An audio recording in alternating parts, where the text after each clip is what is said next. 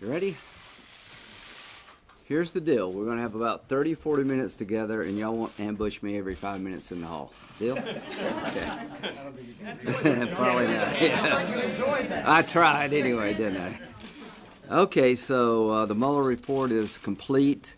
I have a phone call with Attorney General Barr at noon about what's next. What's next, I hope, will be that he'll come to the committee, release as much as possible of the Mueller report. What are the things that can't be released? Grand jury information is prohibited by law from being released because it would compromise the grand jury process.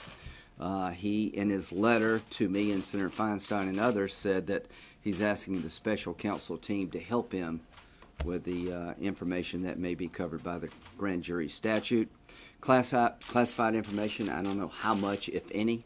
That would be something you'd have to think about. And pretty much, if the administration claims executive privilege about anything in the report, that would be something I'm sure he would consider, and we'll find out what the determinations are there. But those are sort of the broad outlines, in my view, of the limitations of sharing the information with the public. My desire is for the public to get as much of the report as possible, consistent with the outlines that of concerns I've just announced. As to my relationship with the special counsel inquiry, August the 3rd, 2017, I introduced legislation, the Special Counsel Independence Protection Act, with Senator Booker, Coons, and Tillis. At that time, there was a lot of chatter by the President and others about Mueller being on a witch hunt, and that chatter continued. I just wanted the public to know that I believe that special counsels now in the future should be protected to the extent possible. And the reason I introduced the legislation as a Republican is to let people in South Carolina and the country know that I thought Mr. Mueller was not on a witch hunt, and that Mr. Mueller was highly qualified and the right guy to pick to deal with such a difficult issue. As to Mr. Mueller, on March 14th, 2018, the only reason that Mr. Mueller could be dismissed is for cause. I see no cause when it comes to Mr. Mueller. He needs to be able to do his job independent of any political influence. I pledge to the American people, as a Republican, to make sure that Mr. Mueller can continue to do his job without any interference. November 2018. I am confident the Mueller investigation will be allowed to come to a solid conclusion, that there will be no political influence put on Mr. Mueller by Mr. Whitaker at the time to do anything other than Mr. Mueller's job. I am confident that Mr. Mueller will be allowed to do his job without interference. January 2019. Since his appointment, I have supported Special Counsel Mueller's ability to conduct his investigation without interference. Well, the report's over. It was completed without interference. And from the day that Mr. Mueller was appointed, I felt that he was the right guy at the right time for the American people to give us a definitive answer about whether or not the Trump campaign or anyone associated with it worked with the Russians in a proper fashion in the 2016 election. It's clear to me from the 4-page summary by Attorney General Barr that the Russians did, in fact, hack into the DNC. The Podesta emails, it was the Russians. It wasn't some 300-pound guy sitting on a bed somewhere. And the conclusion was firm, without equivocation, that no one on the Trump campaign colluded with the Russians when it came to the 2016 election. As to the obstruction of justice matter, apparently the special counsel gave some of this and some of that, and Mr. Barr and Rosenstein concluded that the evidence was insufficient to move forward on obstruction of justice by the president or anyone around his team. So I hope soon to have as much of the report released as possible. And what happens next? What happens next is that I have been talking since 2017, the end of 2017, about the other side of the story. And nobody much appears to care, but I hope you will find some interest now. that the FISA warrant issued against Carter Page, based on a dossier prepared by Christopher Steele, is at a minimum disturbing. Whether or not it's illegal, I don't yet know. So I'm going to get answers to this. If no one else cares, it seems to be Republicans do. And that's sad, because if the shoe were on the other foot, it would be front page news all over the world. The double standard here has been striking and, quite frankly, disappointing. I am 100% convinced that if the Republican Party had hired Mr. Steele to go to Russia and investigate Clinton, and the report was prepared and given to the Department of Justice, used to get a warrant against a Clinton associate, and the underlying information in the dossier proved to be garbage, everybody in the world would have it on the front page. It would be endless chatter on the cable networks.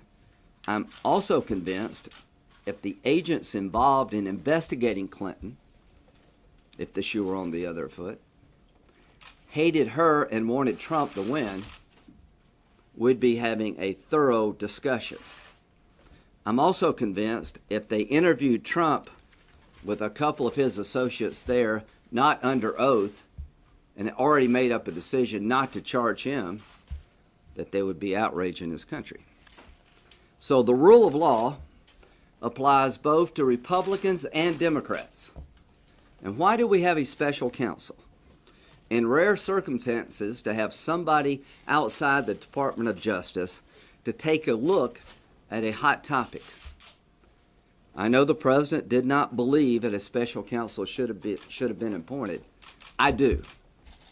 It was clear to me that Jeff Sessions was part of the Trump campaign. And when it came time to look at whether or not the Trump campaign did anything wrong with the Russians, it's impossible for Jeff Sessions to render a verdict because he was part of the campaign. That made eminent sense to me then and now. What makes no sense to me is all the abuse by the Department of Justice and the FBI, the unprofessional conduct, the shady behavior. Nobody seems to think that's much important. Well, that's going to change, I hope. I've been calling since the end of 2017 for a special counsel to be appointed to look at whether or not the FISA warrant process was abused for political purposes, whether or not a counterintelligence investigation was opened up regarding the Trump campaign as a backdoor to spy on the campaign.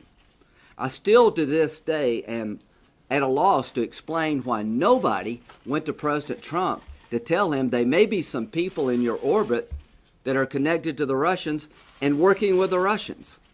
A counterintelligence investigation is designed to protect the entity being targeted by a foreign power. In Dianne Feinstein's case, she had somebody working with her that the FBI suspected of having an inappropriate relationship with the government of China. They told Dianne about it, and she let the guy go. That's the way it's supposed to work. How did it fail and break down here? Was it a ruse to get into the Trump campaign? I don't know, but I'm going to try to find out. As to the Clinton email disposition, why did Comey do what he did? Why did he take over the investigation in July, make a statement that she did a lot of bad things but not quite a crime? That did affect this election. And if the shoe were on the other foot, Republicans would have been pretty mad about that. What was the conflict that made Loretta Lynch so unable to preside over the Clinton email investigation? Was it just a tarmac meeting, or was it more? I believe there was more there, and I intend to get to there. How could in October, right before the election, we find out that emails on the Clinton server wind up in the hands of Anthony Weiner, and just within 48 hours, everybody's good to go? This is bizarre at best, troubling to its core from my point of view. So Mr. Mueller has been given a chance to do his job. 2 years, 19 lawyers, 40 FBI agents, 2,800 subpoenas, 500 people interviewed, 230 orders for communication records, 13 requests to foreign governments for evidence, $25 million or more. That is what happened to the Trump campaign. And I've been okay with that scrutiny from day one. When it comes to the FISA warrant, the Clinton campaign, the counterintelligence investigation, it's pretty much been swept under the rug except by a few Republicans in the House. Those days are over. Going forward, hopefully in a bipartisan fashion, we will begin to unpack the other side of the story. With that, I'll take questions. Senator Graham. The special counsel on the issue of obstruction of justice, Mueller has declined to fully exonerate the president. Do the American people deserve to know why? Well, if you know, lawyers are not in the exoneration business. The lawyers into making cases or not making cases business. So all I can tell you is that when it comes to obstruction of justice, Mr. Barr and Rosenstein concluded that the facts did not justify a charge, not the idea you can't indict a sitting president. And his memo, Mr. Barr, was about a statute. It's very problematic to bring an obstruction case, in my view, for making a personnel decision. If you fired a U.S. attorney somewhere, does that lead to an obstruction argument because you have a political difference with that attorney general who's not serving your agenda? What Mr. Barr said at the hearing was that nobody, including the president, can get a witness to lie. Nobody, including the president, can conceal information from a court. Those are classic obstruction activities. Mr. Mueller apparently could not find sufficient evidence to conclude on his own that the president obstructed justice in a classic sense. And Mr. Barr said, along with Mr. Rosenstein, having looked at the evidence, we do not believe there is evidence to support a charge of obstruction of justice. And it is important but not dispositive that the underlying crime did not exist. You can actually obstruct justice even if there's not a crime, but the intent really does go to whether or not somebody is trying to protect themselves. And if they did nothing wrong to begin with, it's pretty hard to prove obstruction of justice. Senator Graham, was it appropriate for Bob Mueller to essentially punt on the issue of obstruction and leave it to the president's two top political appointees of the Justice Department to make the determination on obstruction? As far as I'm concerned, Mr. Mueller's report gave the Attorney General both sides of the equation. He decided, not Mr. Barr, to give that decision over to the Attorney General. You can ask him. From my point of view, I think what Mr. Barr and Mr. Rosenstein did was very appropriate. Somebody has to decide, and the Attorney General is not conflicted. He was not part of the campaign.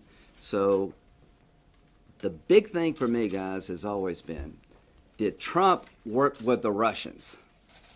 And I told him to his face almost 2 years ago, if you did, that's it between me and you, and anything that follows you deserve.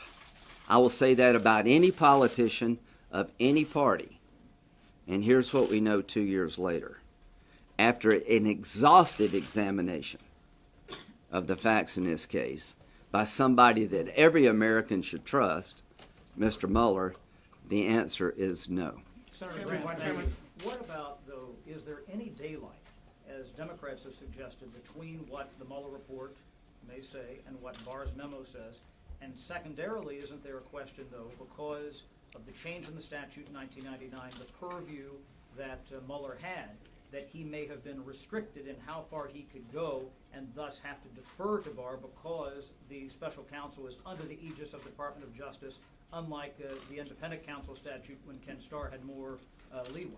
All I can say about Mr. Mueller's report, that he looked at obstruction of justice. He didn't say anything that I know of about I can't get there from here because of legal bars. Here's the pot of evidence on one side. Here's the pot of evidence on the other side. It's complicated legally. It's complicated statutorily. This is our view of what happened. We'll defer you to make that decision, and I'm absolutely okay with that. And Mr. Barr, hopefully, will come before the committee, and we can all ask him these questions. You brought up Jeff Sessions' clear conflict of interest, and yet you, I'm told, delivered a rousing speech at Mar-a-Lago over the weekend. Is that kind of public closeness to the president appropriate? Does that not at least give the appearance of a conflict of interest, given your role in chairing the Senate Judiciary Committee? You got to be kidding. Did anybody ever ask during the Clinton impeachment that a Democrat was conflicted and speaking out on the behalf of the president? I am a elected political official. I am a Republican. I'm going all over the country to speak to the Republican Party. I want Trump to win. I'm chairman of the Judiciary Committee. I do my job very responsibly. This committee is going to allow Mr. Barr to come forward and tell us and answer some of the questions you've asked. I'm asking him to lay it all out. I stood by Mr. Mueller because I believe in the rule of law. There's politics and there's the rule of law. So to suggest that if you're a Republican and that you want Trump to win, somehow you can't do your job is absurd. Chairman, you also golfed with him, though, right? Yes, and I played terribly. You were involved in the Clinton impeachment saga back in the 90s.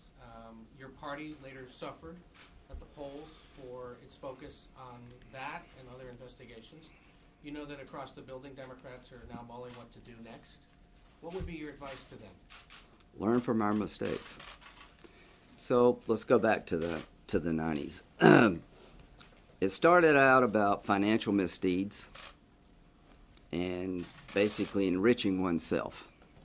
It wound up being about a improper relationship.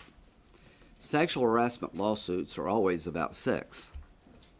The question was, did the president in a sexual harassment lawsuit basically bend the rules of the court to help himself? He was suspended for 5 years for inappropriate conduct as a lawyer. He was chastised for lying under oath. Having said that, looking back, the public sort of knew what they were getting with Bill Clinton. I think the public sort of knows what they're getting with Donald Trump. And here's my advice to the Democratic Party. Pursue what you think is important to the public, but if you keep going after Mueller spoke, people are going to think you're just out to get him, that there is no right answer other than Donald Trump must be removed from office, and you'll probably suffer the same fate we did as having gone too far. And just to clarify, you say you want Attorney General Barr to testify? How about Mr. Mueller? I'll leave that up to Mr. Barr as to whether or not he thinks that would be helpful. I don't know the answer to that about the special counsel himself. Let's start with Mr. Barr, who's in charge of the Department of Justice. The truth is, I want you to know as much as you possibly can know. This is a very big deal. From my point of view, it was a great day for the president in terms of the underlying allegation. But now I'm hoping some of you will be interested in the other side of the story. Just a quick follow to Ed's question.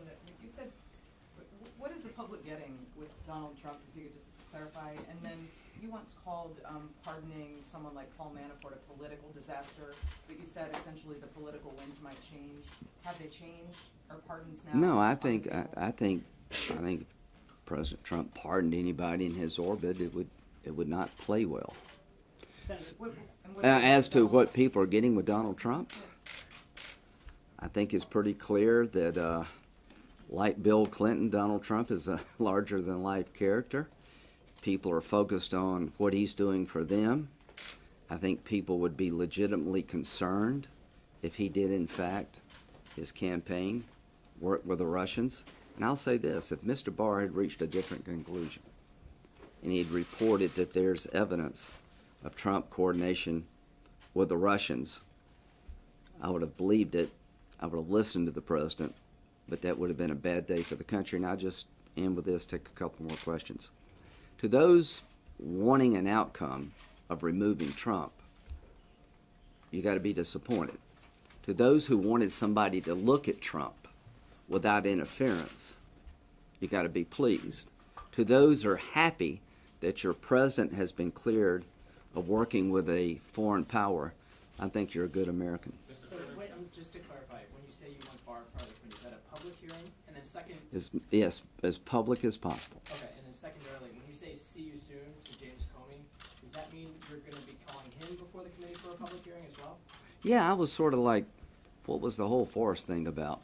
Yeah, so what I'll do, and just real quickly, I'll start and work backward. The FISA warrant application on 4 different occasions. What role did the dossier play? Was it the primary source of the information given to the court? Was it supplemental? Was it outcome determinative? I want to hear from Mr. Orr, why he warned people that you may not want to rely on Christopher Steele. I want to know the role that Comey played in this process. I want to find out, was the only reason you recused yourself was because of the tarmac meeting with Loretta Lynch? I want to find out, what were the rules about a counterintelligence investigation? What kind of defensive briefing did you give to the candidate, if any at all? So those are the kind of questions I want to know about. Senator Graham, are you willing to issue subpoenas to have people come before the committee on these separate areas? And have you talked to Senator? Yeah, I'll talk with her. I hopefully won't have to do that. A lot of these people have testified before, but now the report's behind us. I just think it's important to find out what happened. If it takes a subpoena, we'll do that, but I hope we won't have to. Senator Graham, where do you see, now that this report is behind us, the country going in terms of divisiveness? Is it just going to keep going? Are you seeing any chance for things improving? How do you see the divisiveness issue? Well, I'm going to have a hearing in the Judiciary Committee tomorrow about red flag legislation, allowing law enforcement officers to go to court and get a protective order to take someone's guns away they believe is a danger to themselves and others. We still need to govern the country. I'm sure they will keep doing things in the House about financial transactions of the president, I guess. I'm going to do the FISA deep dive, the counterintelligence deep dive, and try to find common ground on prescription drugs. And my advice to the president, for whatever it's worth, is that you're probably stronger today than you've been any time in your presidency. This cloud has been removed. Mr. Mueller definitively answered the question, in my view, about the 2 things hanging over your head, particularly collusion with the Russians. The question for you is, how do you use it? What are you going to do? I can understand being upset. I can understand being put upon, and a lot of people in your orbit had their lives turned upside down. But my advice to the president is that, one, I don't need your advice about what I should do. I'm going to look at the FISA abuse process, the FISA warrant process. I'm going to do it working with Democrats, I hope. And if I were you, Mr. President, I would focus on what's next for the country. Just to clarify on the point of obstruction, you are satisfied with the Attorney General's review of the evidence. You don't think your committee should look at that? What's the remedy? We're not prosecutors. If the attorneys on your committee right. reach a different conclusion than the AG, is there a remedy for that? No. We're political people, right? We're not prosecutors. There's a good reason you want a bunch of politicians prosecuting other politicians. Mr. Barr was appointed by the president, confirmed by the Senate. The judiciary's goal is to provide oversight, to watch those who watch us. I'm not into the prosecuting business. I'm into the oversight business. I believe that Donald Trump got scrutiny like nobody else in the history of the presidency, since Nixon probably, and he, in my view, came out of this thing stronger. To those who were abusive of the process in 2016 on the other side, you haven't had much scrutiny, but that's coming. Mr. Chairman, you're being very clear, and so are many Republicans and the president say no collusion with him and his campaign. But I want to get back to the Russians. Is it your belief that the Russians were trying to coerce Absolutely. the individual members of the Trump campaign? I think there's things I can't tell you. They were out to get us all. Here's what I told Trump, for whatever it's worth. I think the dossier A lot of it came from the Russian intelligence service. If you just think Russia just likes Trump and hates Clinton, you're missing the point of what they're trying to do. They're trying to divide all of us against each other and done a pretty good job of it. They're still at it, by the way. They're still doing this. And one of the things I want to take away from this whole endeavor is to try to find ways to fix it. Critical infrastructure before this debate was power companies, financial services. Now it's got to be the political system. Parties need to realize that they're subject to being attacked, that the vote tallying process needs to be hardened, that the social media outlets that we all rely upon and enrich our lives can be co-opted to spread lies, to pit one American against the other. If we don't take that from this investigation, that the Russians tried to do it and they're going to keep trying, then we missed a real big point. One more question. Yeah, you said that you want the process investigated. Are you talking to Bard, Attorney General Bard? What does he say? Well, what I want to do is see if he'll appoint a special counsel. I fully realize that the oversight role of the committee is legitimate, but we're Republicans, they're Democrats. I'd like to find somebody like a Mr. Mueller that could look into what happened with the FISA warrant, what happened with the counterintelligence investigation. Am I right to be concerned? Seems pretty bad on its face, but somebody like a Mr. Mueller to look at that so that if nobody else, those who believe that the FBI and the Department of Justice were playing politics, that they wanted Clinton to win and Trump to lose, that somebody can satisfy them, that was looked at. There's some people are never going to accept the Mueller report, what I say, or what Mr. Barr does. But by any reasonable standard, Mr. Mueller thoroughly investigated the Trump campaign. You cannot say that about the other side of the story. And what I hope Mr. Barr will do is understand, for the country's sake, appoint somebody outside the current system to look into these allegations, somebody we all trust, and let them do what Mr. Mueller did. You were on the golf course. You were on the golf course yesterday with the president. Yeah. Were you there when you got the news? No, I was at the waiting to get on Air Force One when I got it. He was at Mar-a-Lago, and it came out at about 3 o'clock. And I think between the time that our office got it and you got it, couldn't have been a couple of minutes. Was there a fist bump on the aircraft? I saw him on the plane afterwards, and I don't know how to explain this. I mean, you know, you've been under extreme scrutiny. You've been shouting to the mountaintop. I didn't do this. A sense of relief, a sense of frustration. How could this happen? Are those who did it going to get away with it?